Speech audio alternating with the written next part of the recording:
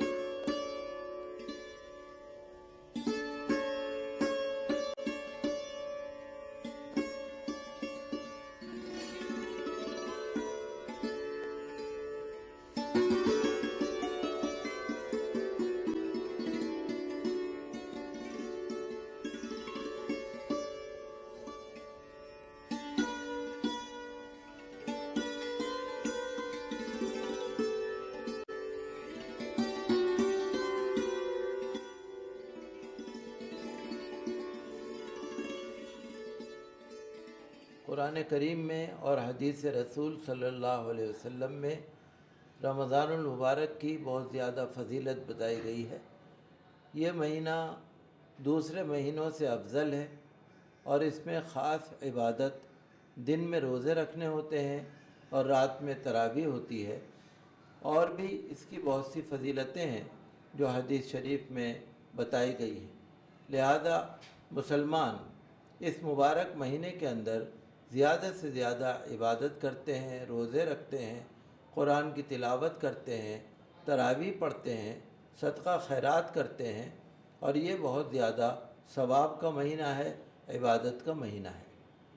رمضان المبارک یعنی نیکیوں کی فصل بہار، مغفرت اور جنت پانے کا مہینہ ہے۔ اللہ کے رسول صلی اللہ علیہ وسلم نے اس مہینے کی بے شمار خوبیاں بیان فرمائی ہیں۔ اس مبارک مہینے میں اللہ تبارک و تعالیٰ اپنی رحمتوں، نعمتوں اور مغفرت کے تمام دروازے کھول دیتا ہے۔ بسم اللہ الرحمن الرحیم۔ قرآن مجید میں آیا ہے کتب علیکم الصیام سے جو آیت شروع ہوتی ہے، اس میں یہ کہا گیا ہے لعلکم تتقون، تم پہ روزہ اس لیے فرض کیا گیا ہے تاکہ تمہارے اندر اللہ کا ڈر اور تقوی اور پرہیزگاری کی صفت پیدا ہو۔ یہ مہینہ مسلمانوں کو یہ تعلیم دیتا ہے کہ مسلمان اللہ کا ڈر دل میں رکھیں، اللہ کی رضا ان کی خواہش ہونی چاہیے، اور جو کام کریں اللہ کی اطاعت و فرمانبرداری کے لیے کریں، اور بڑی سے بڑی قربانی دینے کے لیے اللہ کے لیے تیار رہیں۔ جیسے کھانا ہے، پینا ہے، نفسانی خواہشات ہیں، انسان کتنا بھی بھوکا ہو یا کتنا بھی پیاسا کیوں نہ ہو، لیکن وہ اللہ کے حکم کے آگے سر جھکاتا ہے اور روزہ رکھتا ہے۔ اسی طرح پر یہ ہمارے اوپر، ہر اللہ کے بندے کے اوپر، مسلمان کے اوپر یہ فرض ہے کہ اللہ کے حکم کو زندگی بھر اسی طرح مانے، اور اپنے ہر خواہش کو اور اپنی ہر بات کو اللہ کے حکم کے لیے نثار کرے، قربان کرے۔ رمضان کا مہینہ ہم کو یہی تربیت دیتا ہے کہ ہم اپنے اوپر زیادہ سے زیادہ کنٹرول کریں، اور جو ہماری نفسانی خواہشات ہیں یا جو ہماری امنگیں ہیں ان کو ہم دبا کر رکھیں، اللہ اور اس کے رسول کی مرضی کے مطابق کام کریں۔ قرآن کریم رمضان سے خاص تعلق رکھتا ہے، چونکہ رمضان میں قرآن نازل کیا گیا، اور اللہ نے دن میں روزوں کے علاوہ رات میں جو تراویح رکھی ہے اس میں قرآن شریف پڑھا جاتا ہے۔ حافظ صاحب قرآن شریف پڑھتے ہیں اور پیچھے کھڑے ہو کر مقتدی قرآن شریف سنتے ہیں۔ تو یہ قرآن کا مہینہ ہے، یہ روزوں کا مہینہ ہے، یہ صدقہ خیرات کا مہینہ ہے، یہ غریبوں کو یاد کرنے کا مہینہ ہے۔ حضور صلی اللہ علیہ وسلم نے فرمایا کہ رمضان کے مہینے میں انسان کو چاہیے کہ اگر روزے دار اس کو ملے تو روزے دار کا روزہ افطار کرائے۔ اللہ تعالیٰ فرماتا ہے کہ آدم کی اولاد کا ہر عمل اس کے لیے ہے اور روزہ میرے لیے ہے اور میں ہی اس کا اجر دوں گا۔ مذہب اسلام کے 5 بنیادی ارکان میں روزے کی بڑی اہمیت و افادیت ہے۔ مسلمانوں پر ہر سال رمضان کے روزے رکھنا فرض قرار دیا گیا ہے۔ اسلام کی دوسری عبادات کی طرح روزے کا مقصد بھی رب کریم سے لگاؤ اور محبت پیدا کرنا اور دوسرے بندوں کے ساتھ نیکی اور خیر خواہی کا جذبہ پیدا کرنا ہے۔ اللہ تعالیٰ نے اس مہینے میں قرآن کریم کو نازل کیا اپنے حبیب صلی اللہ علیہ وسلم پر، اور یہ 23 برسوں میں نازل ہوا تھوڑا تھوڑا کر کے، تو رمضان ہی کا مہینہ ہے، اسی میں نازل کیا گیا۔ رمضان کے احکام یہ ہیں کہ اللہ تعالیٰ نے کہا کہ مرد اور عورت دونوں پر جس طرح سے نماز فرض کی گئی اسی طرح سے روزہ فرض کیا گیا۔ روزے کا بنیادی مقصد یہ ہے کہ ہم اپنی خواہشات کو کس طرح سے روک سکتے ہیں، کیسے پابند ہو سکتے ہیں۔ اس سے رکنا جو ہے وہ معنی ہے روزے کی، خواہشات سے رک جانا، اس میں کھانا پینا بھی آتا ہے اور دوسری چیزیں بھی آتی ہیں۔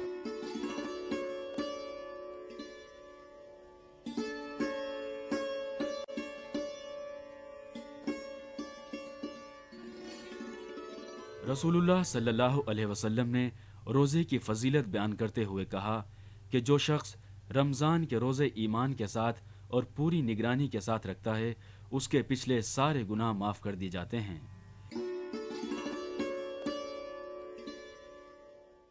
اسی طرح قرآن شریف میں بھی روزے کی بڑی فضیلت بیان کی گئی ہے۔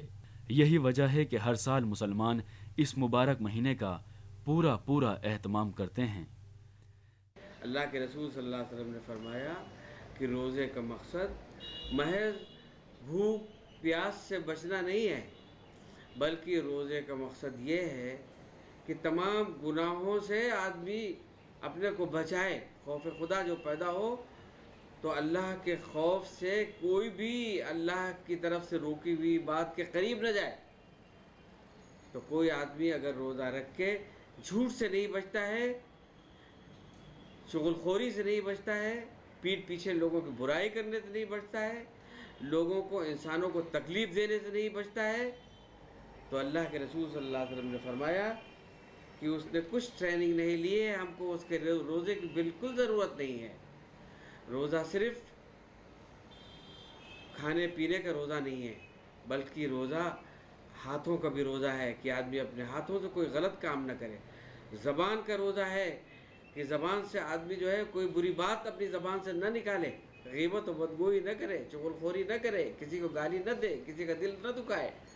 پیروں کا روزہ بھی ہے کہ اس کا پیر جو ہے وہ پاپ کی طرف، برائی کی طرف ہرگز نہ بڑھے۔ رمضان المبارک کے اندر جو بھی انسان عبادت کرتا ہے وہ قبول ہوتی ہے، اور رمضان مبارک ایسا مہینہ ہے کہ اس کے اندر ہر حساب سے ہمارے لیے ثواب ہے، ہمارے لیے فائدہ ہے، اور لوگ اسی جذبے کے ساتھ عبادت کرتے ہیں اور رمضان کو عبادت میں گزارتے ہیں۔ اور رمضان کا چاند نکلنے کے بعد ایک انقلاب آ جاتا ہے، روحانی انقلاب آ جاتا ہے کہ ہر مسلمان مسجد کی طرف اس کا رخ ہوتا ہے۔ عورتیں بھی نمازوں میں پابندی کرتی ہیں، مرد بھی پابندی کرتے ہیں، قرآن پڑھتے ہیں، تراویح پڑھتے ہیں، صدقہ خیرات کرتے ہیں۔ تو یہ خاص اہمیت ہے اور عبادت کے لیے اس مہینے کو خاص فضیلت حاصل ہے۔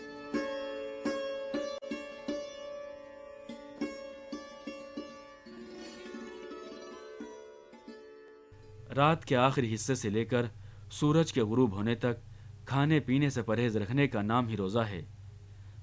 دراصل روزہ ایک روحانی اور جسمانی عبادت ہے جو کہ بدن کی اصلاح کے ساتھ ساتھ دل کی صفائی بھی کرتا ہے۔ اس طرح روزے دار کے اندر خیر و نیکی کے جذبات پیدا ہو جاتے ہیں اور وہ اپنے آس پاس کے ماحول میں رہ رہے غریب و لاچار لوگوں کی محبت و امداد کی طرف مائل ہو جاتا ہے۔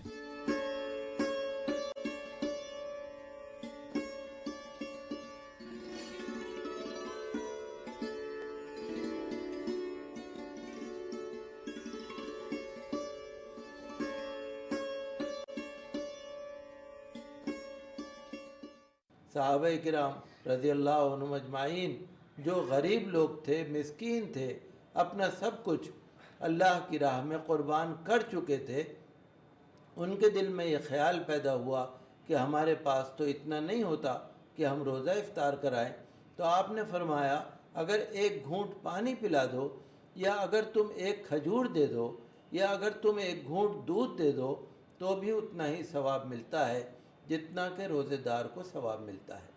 اور غریبوں کا دھیان رکھنا، حضور نے فرمایا کہ جو کوئی اپنے ملازموں پر، خادموں پر، اپنے نوکروں کے اوپر بوجھ ہلکا کرتا ہے اور ان کے کام میں تخفیف کرتا ہے تو اللہ تعالیٰ اس کے بوجھ کو ہلکا کرتا ہے، اور وہ انسان اللہ کی رضا کا مستحق ہو جاتا ہے۔ اور جو انسان کسی روزے دار کو پیٹ بھر کے کھانا کھلائے اور افطار کرائے تو حضور صلی اللہ علیہ وسلم نے فرمایا کہ اسے میرے حوض سے جنت میں ایسے سیراب کر دیا جائے گا، اتنا اس کا پیٹ بھر دیا جائے گا کہ کبھی اس کو پھر بھوک اور پیاس نہیں لگے گی۔ اور روزہ اللہ کا خاص حکم ہے، اور اللہ نے فرمایا کہ روزہ بندے نے میرے لیے رکھا ہے اور میں اپنے فضل و کرم سے اس کو اس کا اجر دوں۔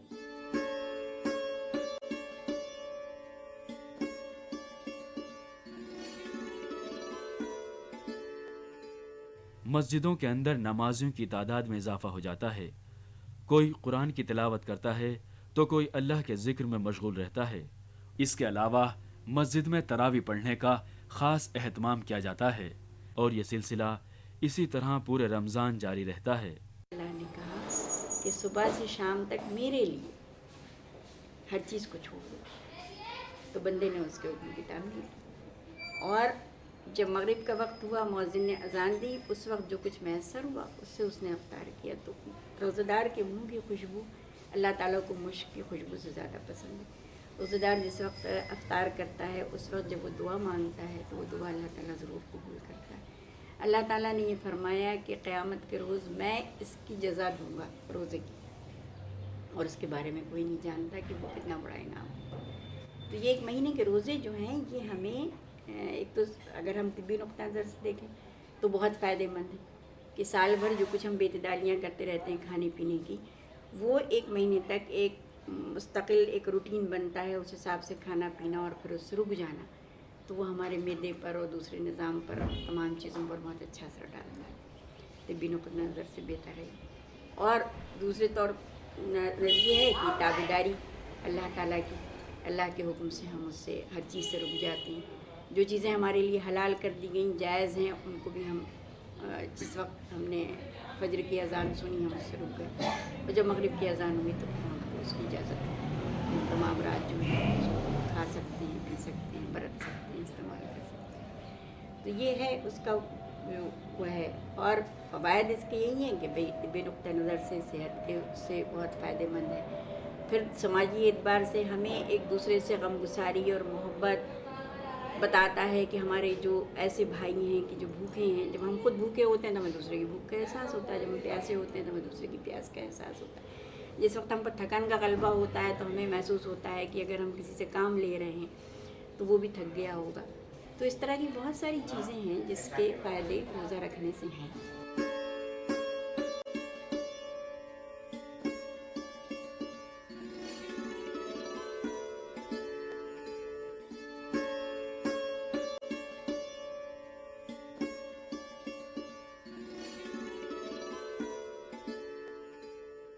رمضان المبارک کے اندر زیادہ تر لوگ صدقہ کرتے ہیں، خیرات کرتے ہیں، اپنے پڑوسیوں کو دیتے ہیں، افطاری بنا کر پڑوس میں بھیجتے ہیں، مسجدوں میں بھیجتے ہیں، غریبوں کو دیتے ہیں، اور رشتہ داروں کا حق ادا کرتے ہیں، ماں باپ کے ساتھ بھی اچھا برتاؤ کرتے ہیں، دوستوں کے ساتھ اچھا برتاؤ کرتے ہیں۔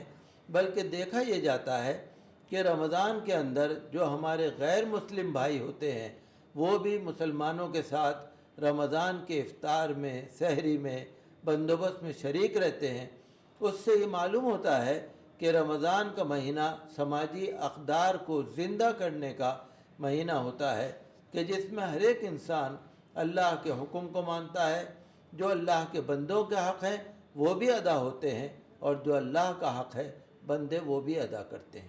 عام زندگی میں عام مہینوں سے یہ ٹریننگ کا مہینہ ہوتا ہے۔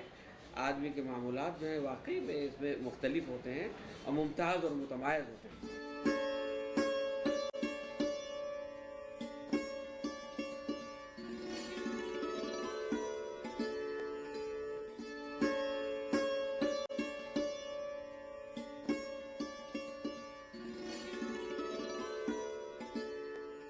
رمضان کے مبارک مہینے کو 3 عشروں میں تقسیم کیا گیا ہے، جن میں پہلا عشرہ رحمت کا، دوسرا عشرہ مغفرت اور تیسرا عشرہ جہنم سے نجات کا ہے۔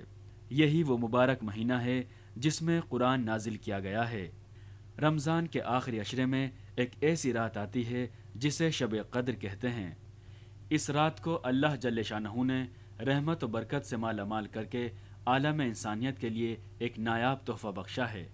رمضان کے آخر عشرے میں طاق راتوں میں شب قدر آتی ہے۔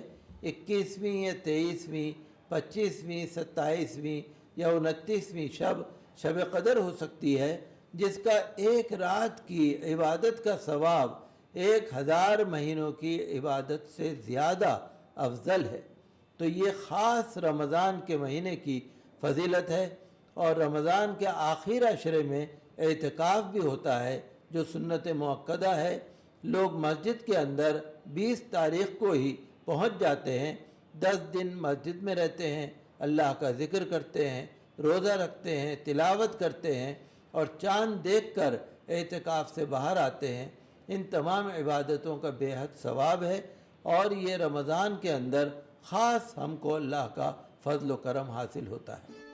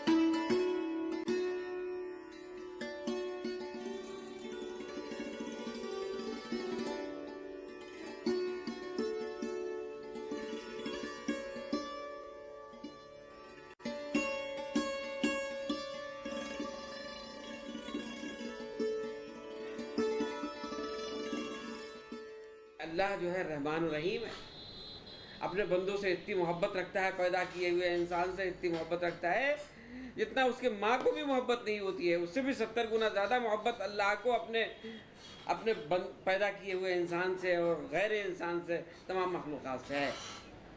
تو اس کو تنگ بھی نہیں کرنا چاہتا ہے، کہا میرے بچے، میرے پیارے، میں نے تم کو پیدا کیا، میں نے تمہیں بنایا ہے، بڑا لمبا ہو جائے گا، کچھ کھا لو پی لو، ہاں ہم تم اس کو زیادہ تنگ نہیں کرنا چاہتے۔ لا یکلف اللہ نفسا الا وسعہا، جو تمہاری وسعت اور بس کے برابر ہے بس اتنا ہی تمہارے اوپر بوجھ لانا چاہتے ہیں، تو کچھ کھا پی لو۔ تو ایک طرف آرڈر کی فرما برداری کر رہا ہے آدمی، اللہ خوش ہو رہا ہے، اور دوسری طرف وہ تھکنے سے بچ رہا ہے تو اللہ اس کو کھلا کر کے بھی خوش ہو رہا ہے، جس طرح ماں باپ اپنے بچے کو کھلا کر خوش ہو رہا ہے۔ سماجی و معاشی اعتبار سے بھی رمضان کی بڑی اہمیت ہے۔ عزیز و اقارب، دوست و احباب ایک دوسرے کو افطار کی دعوت دیتے ہیں۔ مذہب اور ذات و پات کے فرق کو ختم کر کے امیر و غریب ایک ہی دسترخوان پر بیٹھ کر اپنے پروردگار کے حمد و ثنا کے ساتھ افطار کرتے ہیں۔ اس پاکیزہ مہینے میں بازار کی رونق بھی اپنے عروج پر ہوتی ہے۔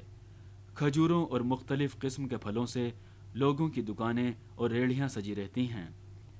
ہر سال رمضان انہی عنایات و برکات کے ساتھ آتا ہے اور بنی نوع انسان کو जिंदगी का एक नया सबक दे जाता है।